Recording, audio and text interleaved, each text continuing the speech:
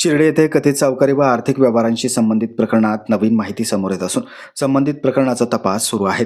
या प्रकरणात भोंदूबाबा अशोक एकनाथ खरात याचं नाव समोर आलं असून विविध आर्थिक व्यवहारांची चौकशी केली जात आहे. प्राथमिक माहितीनुसार समता पतसंस्थेत 57 व्यक्तींच्या नावावर सुमारे 100 खाते उघडण्यात आल्याची बाब तपासादरम्यान समोर आली आहे. या खात्यांशी संबंधित व्यवहाराची पडताळणी सुरू असून काही खात्यांमध्ये वारस म्हणून अशोक एकनाथ खरात याचं नाव नोंद असल्याची माहिती मिळाली आहे. मात्र याबाबत अधिकृत निष्कर्ष अद्याप जाहीर झालेला नाही. तपास यंत्रणेच्या प्राथमिक अंदाजानुसार या खात्यांमधून सुमारे कोट्यावधींची उलाढाल झाल्याचं दिसून येत आहे. याबाबत पोलिसांकडून व्यवहाराचा स्रोत, स्वरूप आणि कायदेशीर बाबींची सखोल चौकशी सुरू आहे. याबाबत समता पतसंस्थेचे चेअरमन संदीप कोयटे यांनी दिनांक 2 एप्रिल रोजी सायंकाळी शिर्डी येथे पत्रकार परिषद घेत याबाबत अधिक खुलासा दिला आहे. सध्या महाराष्ट्रात तथा भारतामध्ये चर्चेत असलेला विषय हा कॅप्टन खरातचा. या कॅप्टन खरातच्या बाबतीमध्ये गेल्या 31 मार्च रोजी म्हणजे अगदी 3 दिवसापूर्वीच शिर्डी पोलीस ठाण्यामधून समताला एक पत्र प्राप्त झालं आणि त्या पत्रामध्ये समतामध्ये असलेल्या काही खातेदारांची माहिती ही पोलिसांनी मागवली होती आणि अगदी ज्या खातेदारांची त्या पत्रात ज्या खातेदारांची नावं होती त्या खातेदारांची माहिती ही समतानी ताबडतोब अगदी पुढच्या 2 तासामध्ये ती सर्व माहिती समताच्या माध्यमातून पोलिसांना आम्ही सबमिट केलेली आहे. आणि ते खात्यांची माहिती देत असताना आम्हाला लक्षात आलं, आम्हाला समजलं की समतामध्ये कॅप्टन अशोक खरात यांचं सुद्धा खातं समतामध्ये होतं. समताचा व्यवहार हा 40 वर्षात खूप मोठा झालेला आहे. जवळजवळ 1 ते सव्वा लाख सभासद हे समता पतसंस्थेचे आहेत. त्यामुळे या 1 ते सव्वा लाख ग्राहकांमधून कोण आपला ग्राहक आहे, कसा ग्राहक आहे याची माहिती निश्चित प्रत्येक माणसाची ठेवणं ही पदाधिकाऱ्यांना, हेड ऑफिसला शक्य नसतं. त्यामुळे आम्हालाही तेव्हाच कळालं की अशोक खरात यांचे खाते समतामध्ये आहेत. पण ती खाते ओपन करताना जी काय खात्यांची माहिती आम्हाला पोलिसांनी मागवली होती, जी खाती आमच्याकडे आहेत, जी काय 1,10,000 खाती समतामध्ये आहेत, या सर्व खात्यांची KYC ही पतसंस्थांच्या जो सहकार खात्याची नियमावली आहे, जे आमचे उपविधी आहेत त्या उपविधीप्रमाणे पूर्ण KYC नॉर्मची पूर्तता ही समतांनी केलेली आहेत. म्हणजे मी पर्टिक्युलर अशोक खरात किंवा त्यांचे जे काही नावं आम्हाला मागवले त्यांच्या बाबतीत बोलत नाहीत, मी प्रत्येक सभासदाच्या बाबतीमध्ये बोलतो की प्रत्येक खात्याची KYC ही समतामध्ये पूर्ण करून घेतल्याशिवाय समतामध्ये कुठलंही खातं ओपन करून घेतलं जात नाही. तशाच पद्धतीने या अशोक खरात असो किंवा इतर खातेदारांची माहिती जी आम्हाला पोलिसांनी मागवली होती त्या सर्व खातेदारांची KYC आम्ही नियमाप्रमाणे पूर्ण करून घेतलेली होती. त्यामुळे हे सर्व खाते नियमित समतामध्ये होते. हे पूर्ण खाते कायदेशीर पद्धतीने समतामध्ये उघडण्यात आलेले होते आणि या सर्व खात्यांमध्ये साधारणतः मे 2021 पासून तर जानेवारी 2026 पर्यंत या सर्व खात्यांमध्ये व्यवहार चालू होते. 2021 साली आमच्याकडे ते खाते ओपन झाले. त्याच्यानंतर त्याच्यामध्ये बऱ्यापैकी ट्रान्झॅक्शन झाले. 2026 मध्ये जानेवारीमध्ये या सर्व खात्यांमधले जे काही रकमा आहेत या ज्या त्या खातेदारांनी आपापल्या काढून घेतल्या.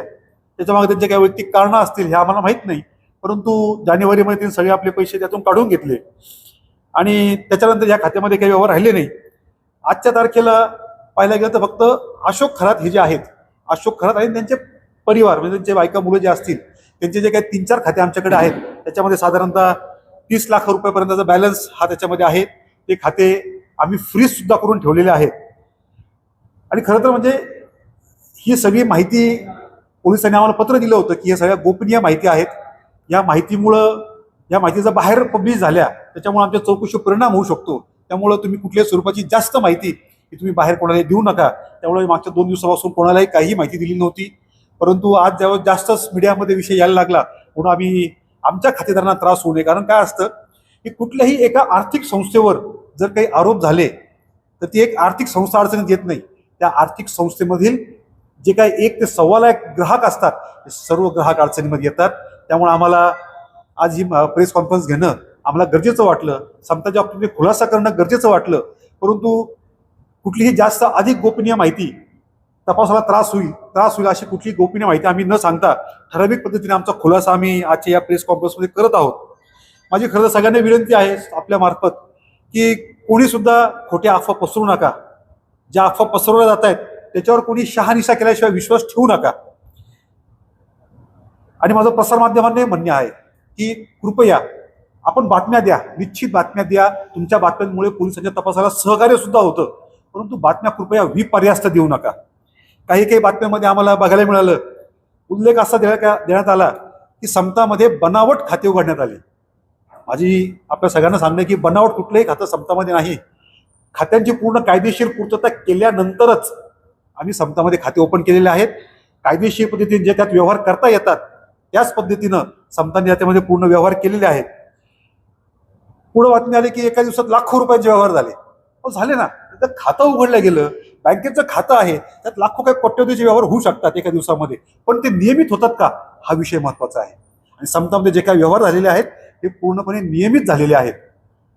काही ठिकाणी बातम्या आल्या की SITने चेअरमन साहेब आणि आमचे सरव्यवस्थापक यांची SITने चौकशी केली.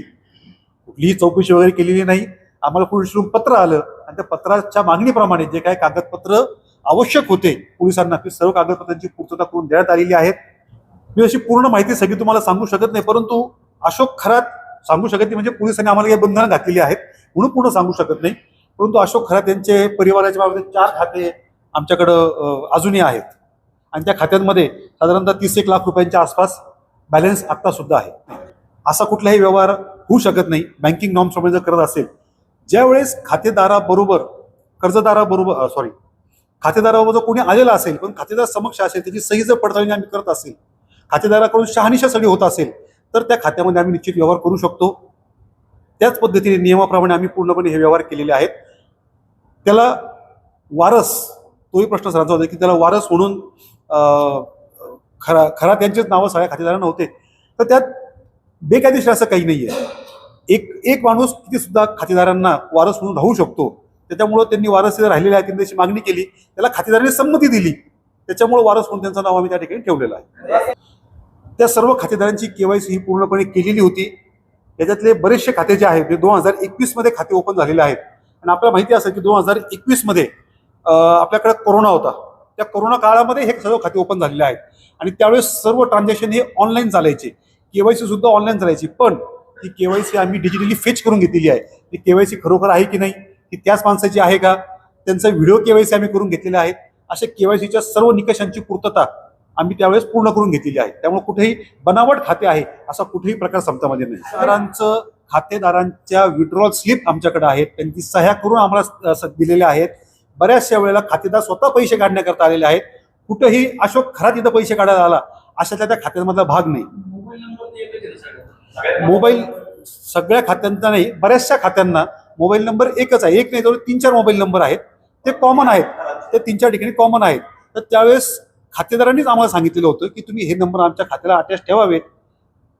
जसं आपण बघितलं असेल की बऱ्याचशा घरांमध्ये जे ग्रामीण भागामध्ये असतात, आधार कार्डला, वडिलांच्या आधार कार्डला मुलाचा मोबाईल नंबर असतो, कारण की त्या वडिलांना कळत नाही कसे व्यवहार करावेत. म्हणजे काय ते आधार कार्ड बोगस आहे का? तसं नाही होत. त्यामुळे हे खाते जे आहेत खातेदारांनी सांगितल्यावर तशा अकाउंट ओपन झालेले आहे. त्याला कायदेशीर दृष्ट्या कुठेही नातेवाईकाचेच नंबर असावेत असं कुठेही बंधन नाही. त्या खातेदारांनी आमच्याकडं अकाउंट ओपन करताना फॉर्म भरून दिलेला असतो. त्या फॉर्ममध्ये तो जो मोबाईल नंबर टाकतो तो आम्हाला सॉफ्टवेअरमध्ये घेणं अपेक्षित असतं आणि त्या फॉर्ममध्ये त्याची सही असते, मान्यता असते, त्याप्रमाणे आम्ही ते खात्याचे नंबर अकाउंटमध्ये घेतलेले आहेत. हो, आता ज्यावेळेस तुम्ही खातं ओपन करतायत त्यावेळेस तुम्ही जर X माणसाचा नंबर दिला, फॉर्ममध्ये जो नंबर आला तो नंबर आम्हाला टाकणं अपेक्षित असतं. समतामध्ये जवळजवळ 1-1.25 लाख सभासद आहेत आणि या सर्व सभासदांची KYCची पूर्तता ही ऑडिटच्या मार्फत करण्यात येते.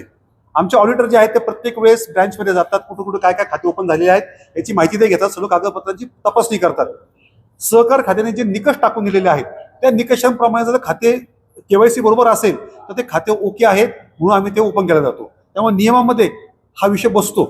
त्यामुळे आम्ही ते कुठे त्या पैशाचा सोर्स कुठून आलेला आहे हे तपासणं हे काही बँकेचं काम नाही. पैसे आलेले त्याचं नियमित अकाउंटिंग ठेवणं, income tax department, police department यांनी जर मागितले, त्याची कधी चौकशी झाली तर ते आम्हाला देता आली पाहिजे, प्रूव्ह करता आली पाहिजे. हे बघणं, हे सांभाळणं हे संस्थेचं काम असतं, हे बँकिंगचं काम असतं. त्या पद्धतीने आम्ही पूर्णपणे कामकाज केलेलं आहे. त्यांची KYC केलेली आहे, त्यांची KYC फेच केलेली आहे. आता काय होणार, बऱ्याचदा एखाद्यावर आरोप झाले की तो टाळणार. आता त्यांनाही माहिती आहे की ह्याच्यामुळे जर काही विषय ओपन झाला त्यांना आत्मत्रास होऊ शकतो. त्याच्यामुळे ते असे कदाचित चुकीचं माहिती देऊ शकतात. परंतु आमच्या रेकॉर्डला पूर्णपणे केवायसी आहे, या डिजिटली आम्ही फेस केलेलं आहे, दोन्ही आहेत. ते 100 खातेदार आहेत ते आपल्या कार्यक्षेत्रातली आहेत की कार्यक्षेत्राच्या बाहेर ते देखील आहेत. समता पतसंस्थेचं कार्यक्षेत्र हे संपूर्ण महाराष्ट्र राज्य आहे. त्यामुळे महाराष्ट्र राज्यातले कुठलाही माणूस हा समताचा मध्ये व्यवहार करू शकतो. खाते ओपन करताना आलेले आहेत आणि कॅश काढायला आलेले आहेत. नॉमिनी लावण्यासाठी नातेवाईक असणं गरजेचं असतं. असं कुठे नियम नाहीये की तो नॉमिनीच लागला पाहिजे म्हणून. बँकिंग क्षेत्रामध्ये नॉमिनेशन लिहावं लागतं, नॉमिनेशन फॉर्म. तुम्ही मित्र म्हणून सुद्धा लिहू शकता. याच मित्राचा फायदा म्हणून राहते घेतला आहे.